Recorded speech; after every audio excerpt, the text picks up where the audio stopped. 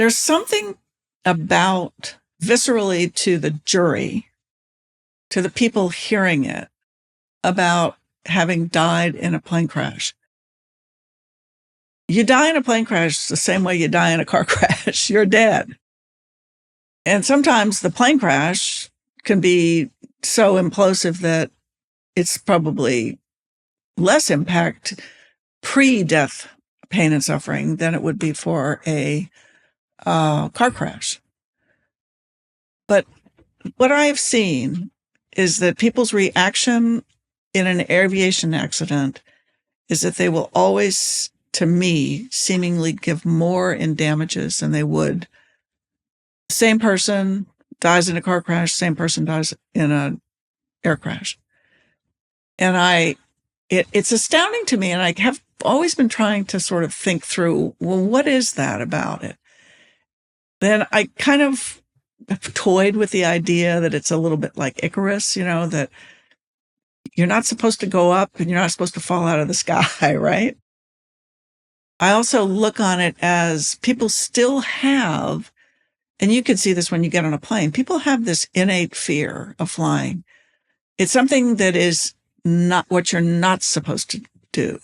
Whereas a car is really an extension of a horse and a buggy and a train. And those things are on the ground, and that's where we're grounded, no pun intended. And so if you die in a car crash, it's horrible. And I'm not trying to minimize it at all. All I'm saying is that for people on the outside looking at it, there's almost this sort of strange, okay, I can understand how you can die in a car crash. I can't understand how you can die in a plane crash. And so there's this sort of automatic, just, open up the checkbook, will you? Because of it. Howdy, and welcome to the show.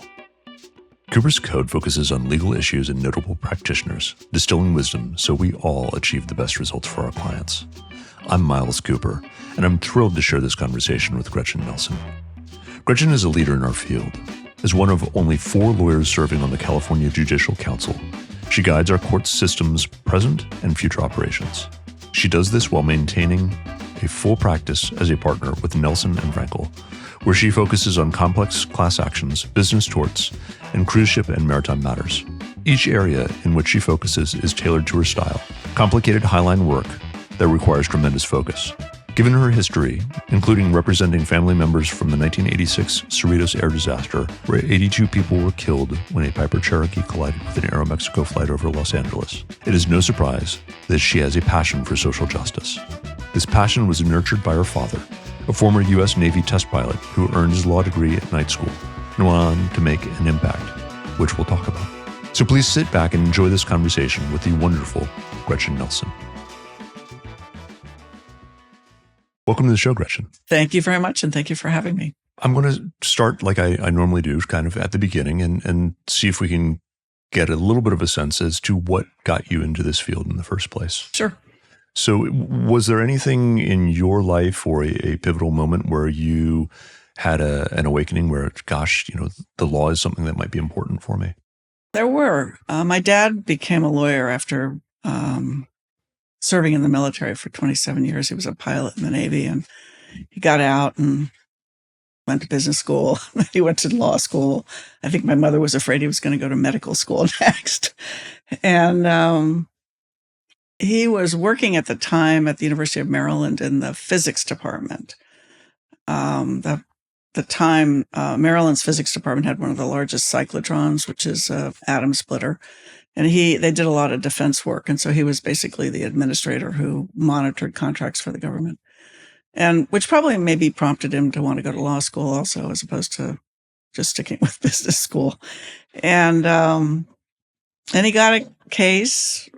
He was still working full time, driving from Virginia to Maryland to work every day. And some young man, actually older man, placed an ad at Georgetown, which is where my dad went, asking for a lawyer. He was an African-American man, Charlie Jackson, who had worked for 30 years or so for the Department of Agriculture. And they had a research station, which was in Maryland, which kind of made it easy for Dad because it meant that Charlie was kind of located close to him. And he'd had a master's degree in agriculture. I think his expertise, if you can believe it, was sheep food. It's probably not the right way to say it, but what particular hay or alfalfa or whatever you had that was best for sheep.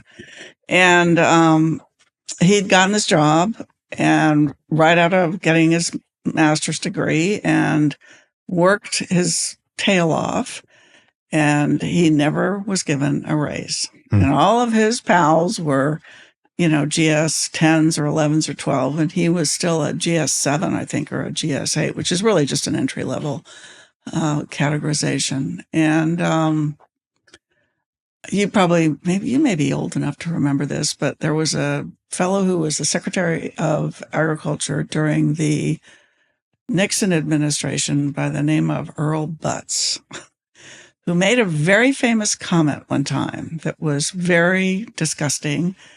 And he ultimately had to resign as a result of it. But that all occurred around the time that Dad started considering filing this lawsuit. So he sued the government through the Department of Agriculture and took this case and tried it. It was his first trial. Wow. He won. He was before a very, very, very well-known, a lovely judge in the district court in Washington, D.C., whose son, I think, is now on the Second Circuit. But the judge was Barrington Parker Sr., and he had been a pal of Thurgood Marshall's and had been very much instrumental in a lot of the movements that were occurring at that time. And then was appointed, I think probably by Kennedy or maybe Johnson, to the district court. So Dad tried the case in front of him, and Judge Parker gave him a great ruling. And there were many funny stories what Dad would tell about it. But that sort of inspired me to think about going to law school. I worked in New York for a couple of years after college and was in the music industry. And then I came back to DC and went to law school. What kind of work did you do in the music industry? So I worked for a company that was a agency for classical musicians. We also did some sort of other things like acting troupes, but we basically booked talent, for want of a more complicated way of describing it. But it was fun. A whole bunch of us from school, guys who girlfriends and whatever, we all went down to New York and lived for a couple of years. I was the one that always had the free tickets to the Metropolitan Opera, to the New York City Opera.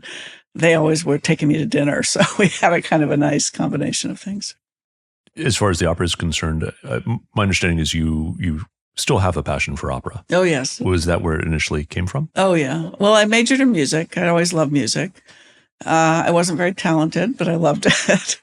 And I love the opera. I still go and, go to the symphony and lots of different things. But I don't play music anymore. Somehow or other, law takes and keeps you on one little lane that's hard to get out of. What kind of an instrument or instruments did you play? I played the piano. Okay. Yeah, that was it. With your father doing this work, did you work with him at all before you went to law school? No. Well, let me qualify that. I did as a secretary at the University of Maryland. One of his really great comments to me, as well as my mother's when I was in high school, take typing. So I learned how to type, and I did odd jobs like that. But no, I didn't work with him as a lawyer at all.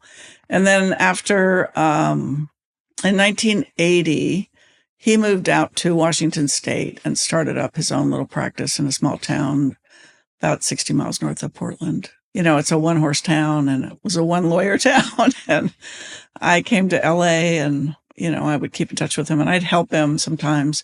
He was wonderful on his feet. He was a wonderful person. He wasn't as good in writing briefs, so I would frequently help him out on things like that. Sounds neat. It was fun. Yeah. We had a great one, which I got pissed off about, where he was representing a guy up in this is a very small area, very rural part of Washington State. This was probably in the 90s. And there was a gun range next to where this man lived. And the gun range had been owned by an older man who had left it very wooded. And he only did a specific kind of shooting that he would allow there. It was mostly with old muskets and it was once a month or something like that. Well, he died. The son moved in. The son clear cut it and brought in people shooting all over. And this poor man who was living next to this place was horrible. He came home one night and there's bullets that went flying by his head. And wow. So he's filed a nuisance case through my dad. And the next thing you know, the gun range, this man who does not have very much money, is represented by some big firm from Seattle who came down, and I swear to heaven, they just thought they were going to roll over my dad. I got so mad. So they filed a motion for summary judgment or something, and poor dad was working on it with me, and he was writing it, and I was going, Dad, I don't think that's the way to go. So I finally said, look, just let me do it. I'll take care of it. And he was so nervous because I'm never on time. And I had it pretty close to being done, but I flew up. Again, we're talking back in the day when, we had computers, but they weren't very sophisticated, and you certainly weren't electronically filing. So I flew up to his office on Tuesday night. The brief is due Wednesday. I worked all the way through the night at his office. He was nervous as a cat on a haunted roof because he was so afraid I wasn't going to make the filing. The next day he kept coming and going, is it done? Is it done? Is it done? It's okay, Dad. I'm getting it done. I think the 4:30 was the, clerk's office closing. I think we went tearing out of the office at 4:00 with racing down, and he won. The judge actually just kind of blasted the other side, and they went off with their tail between their legs, and then they settled the case. So interesting. Yeah, do you have any fun. sense as to how a small local gun range could have gotten a high-powered firm like that? Yes, I did. I don't know whether I'm accurate, but I will say I assumed it was the NRA that came in to help him. Even back then? Mm-hmm. Interesting. Really? Again, I don't know that for certain, but to me, would seem rather implausible that there would be any other way that they would have been representing this man. We leaped ahead to Los Angeles. Where did you do law school? I went to Georgetown. I went at night, just like my dad did. And then I worked full-time. So I was working full-time doing some crazy things. I worked for George Stevens, Jr., who was at the time the head of the AFI, and he came up with this idea for a wonderful program that's still going on, which is the Kennedy Center Honors. Wow. So we worked on that all year, and then, it'd go into production. And I did that, I guess, 2 years. And then there was a flip side to the Kennedy Center Honors, which is the sort of social part.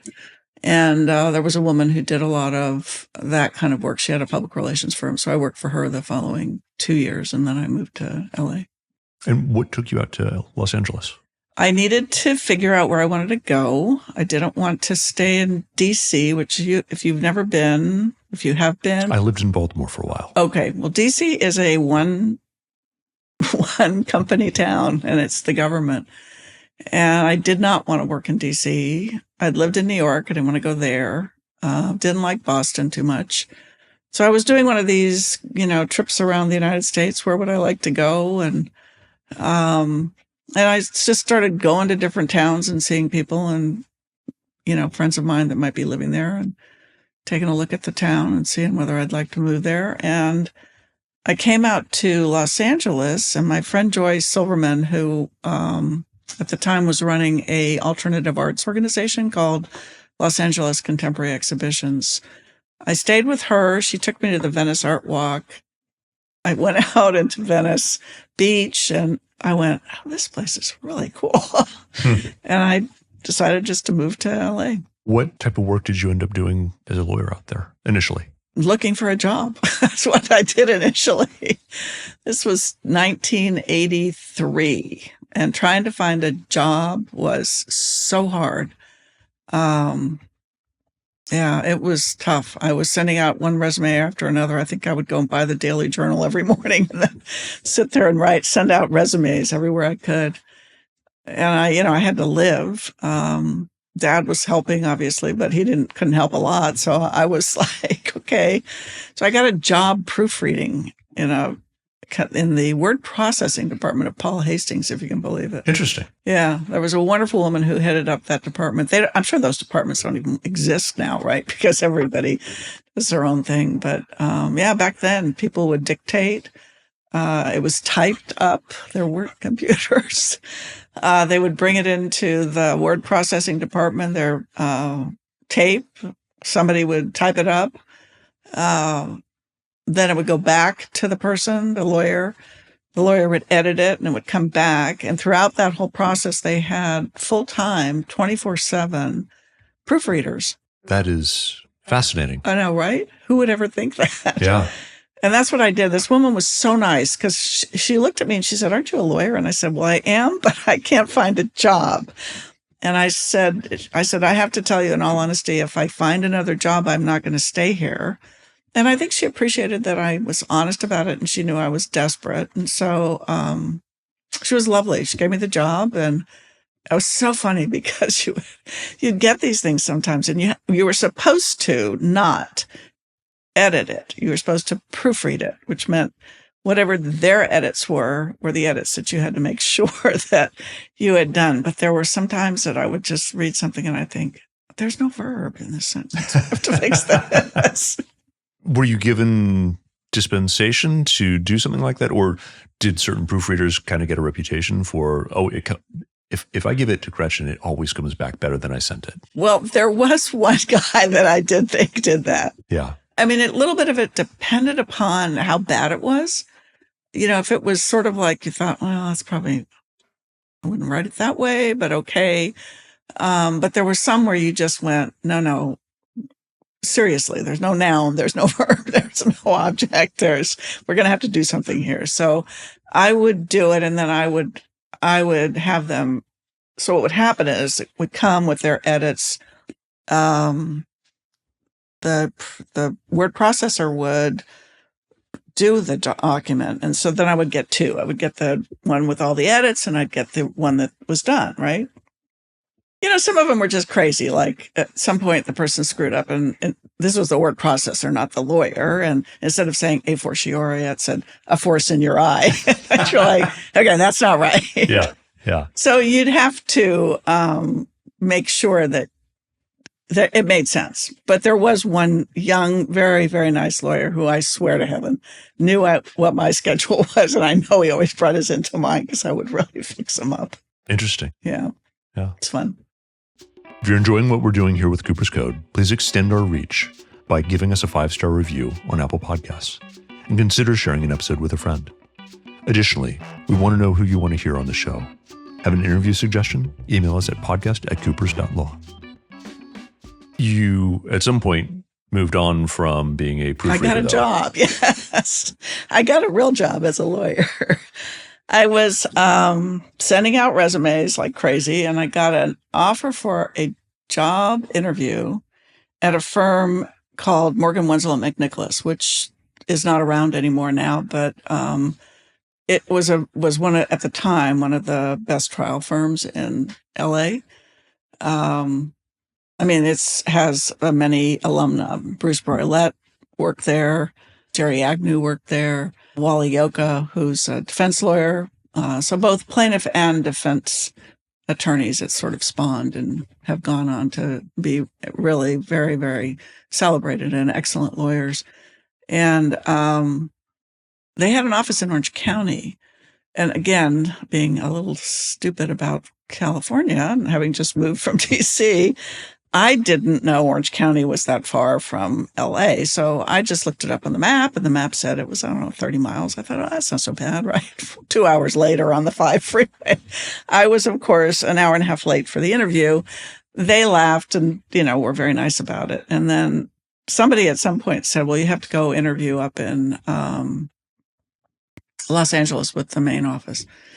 So I said, okay. And I'm thinking to myself, I'm not driving to Orange County. I'll go for the interview. So I got to the interview, and it was Lee Wenzel, Marshall Morgan, and John McNicholas. And John McNicholas is the son of Patrick McNicholas, the firm McNicholas and McNicholas now. Yeah. At the time, John was a defense lawyer who did a lot of work for GE and a lot of other companies. Lee Wenzel did a lot of pharmaceutical work on the defense side, and Marshall did whatever. But Marshall was a pilot in World War II. And he had done a number of aviation cases, including the Paris air crash, which was quite significant and was kind of the first time somebody took a run at suing Boeing in the United States, even though the Paris air crash was a foreign carrier with a crash that occurred obviously in Paris. And most of the people on board, I think, were from Japan or from Europe in some place. And they were very successful. They filed it in federal court. There's a lot of very important decisions and opinions that came out from the district court as well as the Ninth Circuit on the case. So at any rate, I interviewed with them. They were very funny. I walked in. These are the days when people smoked, right? All three of, not actually two of them were smoking. And I walked in and was like trying to find my way in. And of course, being me, we start talking, and they asked me what I was doing, and I told them I was proofreading, and I was also working on some campaigns at the time. Was it Dukakis or Mondale? Must have been. So this would have been 84. That would be Mondale, right? Mondale, I think, yeah. And so I was going on about it, and I was just jumping on Ronald Reagan, who was not my favorite. And I looked around and I went, something tells me you're all Republican, aren't you? They started to laugh. Ronald Reagan's a client. Everybody started laughing, and I thought, okay, well, there goes that job. Yeah. And then ultimately, someone said, why are you going to Orange County? And I said, because I had no idea that it was that far down the freeway. So they offered me a job, and then the rest is history.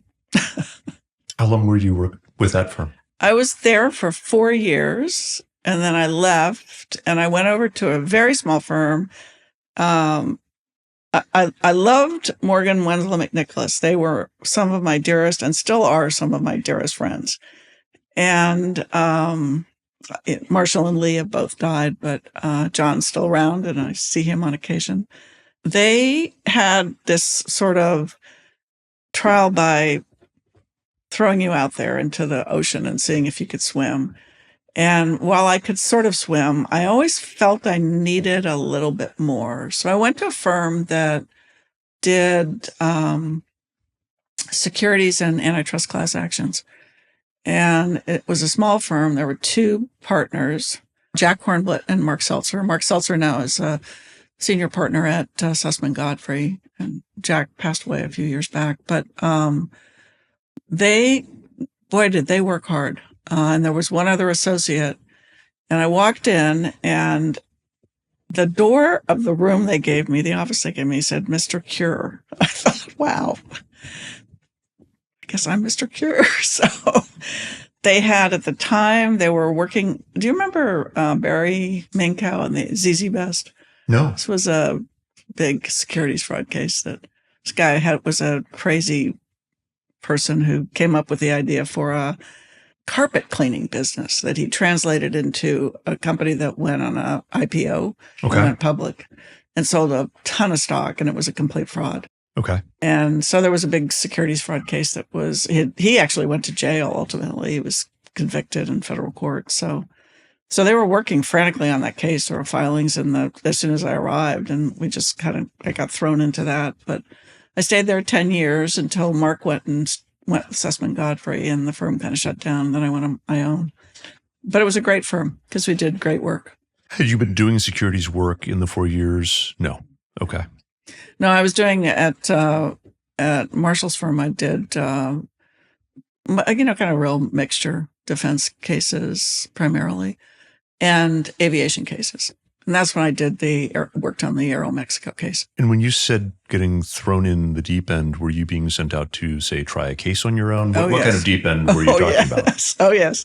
That's how they learned. I mean, Marshall, I think, started out in the city attorney's office, and he would tell these stories about how they would hand him a file at 9:00 in the morning and he'd try the case and it would end at noon and he'd go back for lunch and they'd hand him another file and he'd go in at 1:30 and try another case. Wow. So there was a different model back then. I mean, their cases were going to trial a lot. There was just a lot of opportunity for it. And so, yeah, they would just say, here, go try it. And I always kind of was like, oh man, do I know what I'm doing here?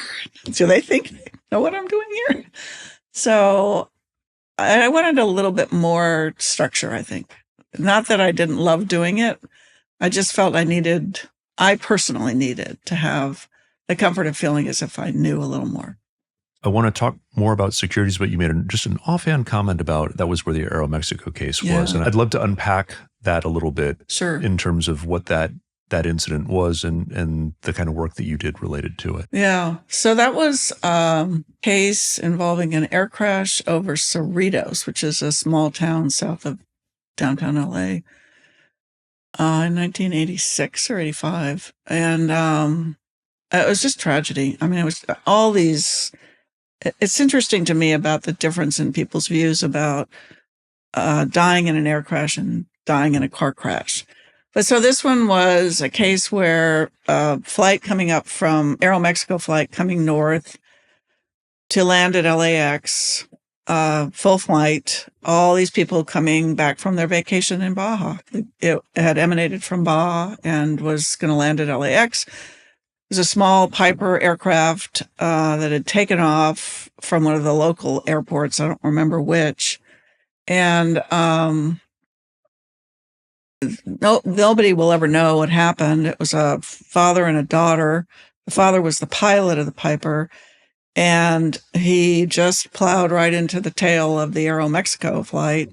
And that flight crashed in this neighborhood in Cerritos on a Sunday morning when everybody's home.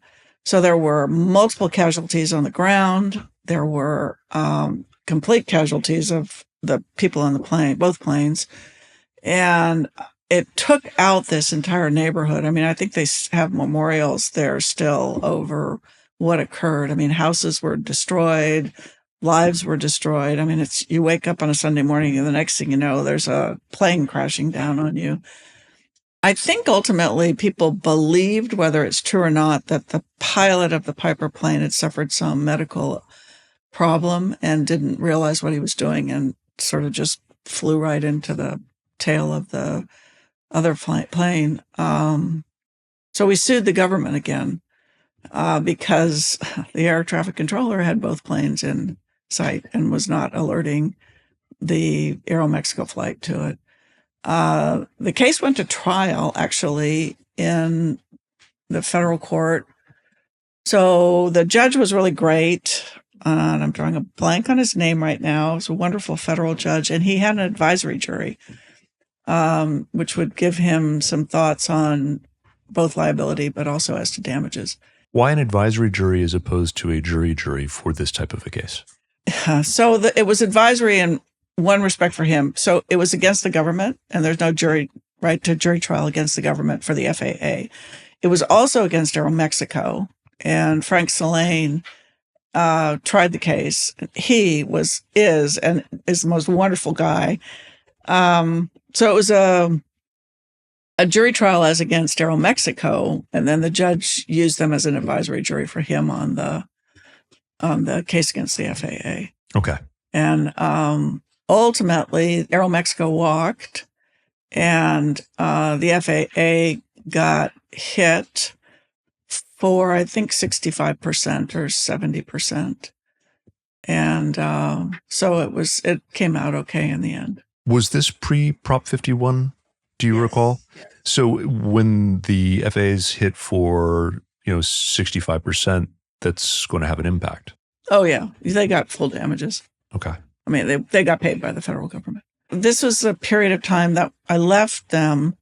I worked the case up, and then they ultimately started trial. I left in August of 88, and they started trial, I think, in maybe November of 88. So I wasn't there for the trial other than going down and watching it. It was a wonderful group of people trying it. It was really, really, I mean, even the government lawyer was a great guy. Everybody liked him. It was, so Frank Salane had Aeromexico. Jim McCarthy from Magana Cathcart McCarthy was one of the lead counsel for plaintiffs. Marshall tried it, and Tim Cook from Spicer, Krause, and Madole. So they were the three lead plaintiffs' lawyers, and then they had Frank Solane against them, and also the government lawyer, whose name I can't remember. The trial took, 3 or 4 months. And the opening statements by Marshall, everybody to this day start to cry when they think back on it because it was so good. And then, so pre-Prop 51, the government took the hit for all of it because there was this tiny amount of insurance policy from the Piper, but it was nothing compared to what the damages were. You mentioned that there's a difference, or people feel that there is a difference between car crash injuries or fatalities and airplane injuries or fatalities. And I'd love to hear more about that and your experience with that. Now, this is just my humble opinion. I don't have any sources or peer-reviewed articles to review to say it's true. There's something about viscerally to the jury, to the people hearing it, about having died in a plane crash. You die in a plane crash the same way you die in a car crash. You're dead.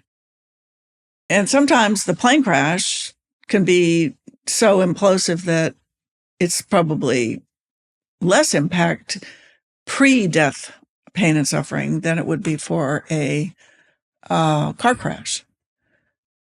But what I've seen is that people's reaction in an aviation accident is that they will always, to me, seemingly give more in damages than they would.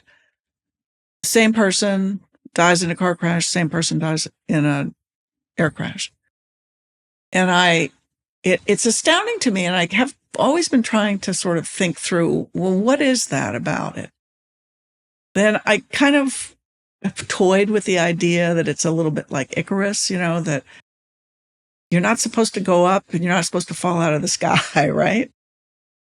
I also look on it as people still have, and you can see this when you get on a plane, people have this innate fear of flying. It's something that is not what you're not supposed to do. Whereas a car is really an extension of a horse and a buggy and a train. And those things are on the ground, and that's where we're grounded, no pun intended. And so if you die in a car crash, it's horrible. And I'm not trying to minimize it at all. All I'm saying is that for people on the outside looking at it, there's almost this sort of strange, okay, I can understand how you can die in a car crash. I can't understand how you can die in a plane crash. And so there's this sort of automatic, just, open up the checkbook, will you? Because of it.